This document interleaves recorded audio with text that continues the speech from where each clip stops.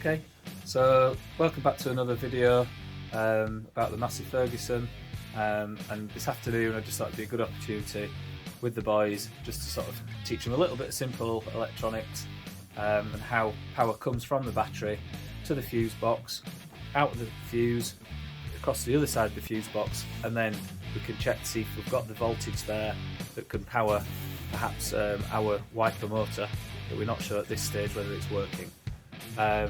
From that then we can decide how we're going to tackle it and whether we're going to put a switch in or whether we need to get a new motor. So yeah, keep watching and we'll hopefully get power there. Okay, Ollie, so the battery should have 12 volts of power within it. So we're going to check that. So if you watch the number on here, I'm going to put the positive and negative from there, and that number should read, you tell me what it reads. What's it say on there? It says 12.32. Yeah, so that's more than 12 volts. So when we come down to this fuse box, we should be able to get the same reading at the right hand side of the fuse box and then across to the other side. But without the fusing, without the fusing, you won't get anything reading across there. It'll just stay on zero.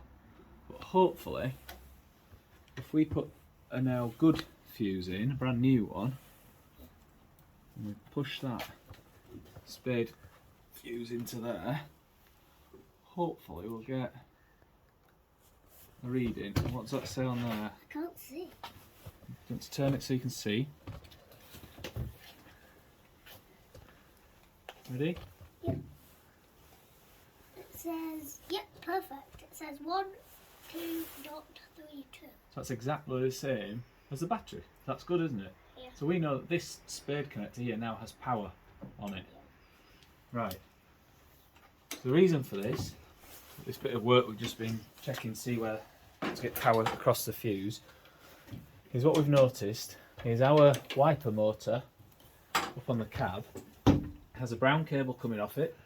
Somebody previously has connected it then to a red cable and then they've connected it to a green cable, and the green cable then goes into the frame of the cab, comes down here, pops out of the frame, and then right around here there's a little green stub of wire just there, and it's been snapped.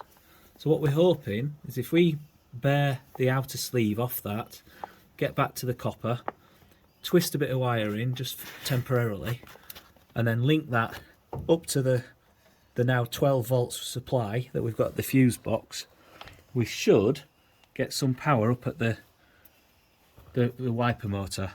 It doesn't mean the wiper motor will work, but we need to test that we're getting 12 volts up here as well at these connections, because there's nothing to say that this cable in the frame is intact and carrying a circuit.